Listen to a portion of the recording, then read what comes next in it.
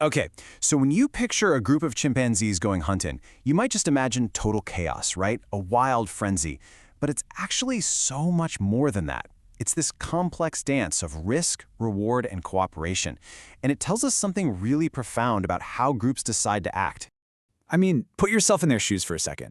You see the monkeys up in the trees. You know that if everyone works together, you've got a great shot. But if you're the only one who charges forward, you're facing a huge risk all by yourself. So what do?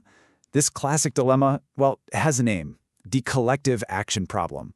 The heart of the problem is pretty simple. The cost of being the solo hero, using all that energy, risking getting hurt, it's just too high, especially when you need others to join in to actually succeed.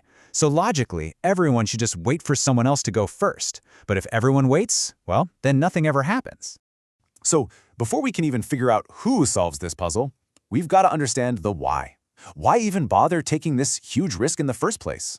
Scientists have been debating this for years, and believe me, the answers are not what you'd expect. The theories are kind of all over the place. Is it just plain old hunger? The nutritional shortfall idea. Or is something more complicated going on? It could be a kind of social currency. The meat for sex theory suggests males trade it for a chance to mate. The social tool idea says it's all about building political power. And then you have the complete opposite of the hunger idea, the nutrient surplus theory, which says they hunt when they're already full of energy. And here's the real kicker. Researchers started noticing that one chimp community might seem to hunt for social reasons, while another one hunts when they've got tons of fruit. There's no single, simple rule that fits all of them. And that variation, well, it makes you think. Maybe we've been asking the wrong question this whole time. Maybe the key isn't why the group hunts, but who gets them to do it. And that leads us to this really fascinating breakthrough idea that changes how we look at the whole problem. It's a hypothesis that zooms in on the role of very specific, very important individuals. The theory proposes that the answer isn't a what, it's a who. They're called the impact hunters. So an impact hunter isn't just a good hunter. They are a catalyst. They're a spark plug for the whole group. Their own personal motivation is just so high that their presence alone makes a hunt more likely to happen. They're the ones who consistently break that group hesitation and take that risky first step. So how does this actually work? Well, it comes down to a concept called byproduct mutualism. The impact hunter isn't some noble leader rallying the troops for the good of all. Nope, they're acting on their own, kind of selfish motivation. But their act of charging in first creates a massive opportunity. They distract the prey, they create chaos, and all of a sudden the risk versus reward calculation totally changes for everyone else. It's now way safer and a whole lot easier for the others to jump in. Okay, but a great theory needs great evidence, right? To test this idea, scientists did something pretty incredible. They dug through a massive data set. We're talking 70 years of observations from communities in Gombe and Kibale, all to see if they could find these pivotal individuals. And guess what? They found them. The data pointed to these specific key players. Chimps with names like AJ, MS, FG, and FR.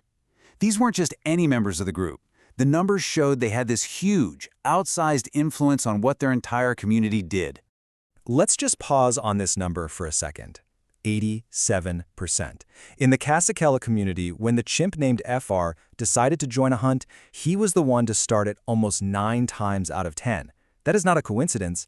That is a defining trait. He was the spark. And if you need a smoking gun, this is it. Let's look at another impact hunter from that same community, a chimp named FG. For 4 years before he died, hunting was a common thing. In the 4 years right after he died, the community's hunting frequency just plummeted. His absence left this huge void, which just proves how critical his role really was. And this wasn't just a one-off thing, a fluke. They saw the exact same pattern in a different community. A chimp named MS was an impact hunter when he was young. As he got older, he'd kind of lost his drive.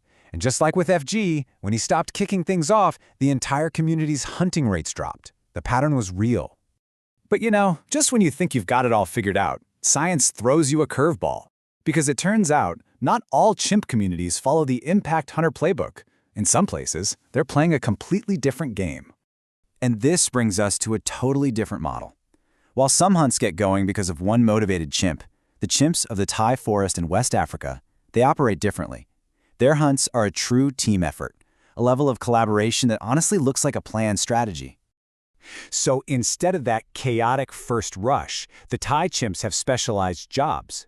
You've got drivers who basically herd the monkeys in a certain direction. You've got blockers who strategically position themselves to cut off any escape routes. Then there are chasers who keep the pressure on, and ambushers who wait up ahead for the perfect moment to make the capture. This isn't just instinct. This is a game plan. And get this is what's absolutely incredible. According to researchers, for a Thai chimp to master these coordinated roles, it's not something they're born with. It is a learned skill that can take over 2 decades to perfect. That's not just behavior, that's culture, being passed down through generations. So what's the big takeaway from all of this? Well, the lessons from these chimp hunts, they have some really powerful things to say about how groups work, whether it's in the forest canopy or, a human boardroom. The bottom line is this. For a lot of groups, to overcome that hesitation, you don't need everyone to be equally brave all at once. You just need one. One single catalyst can be enough to tip the scales and get the entire group moving forward. And that brings us right back to where we started. The impact hunter is an elegant solution to that collective action problem. The group doesn't need a committee meeting or a vote. The problem gets solved by the sheer force of will of one key player, whose actions make it easy for everyone else to follow along.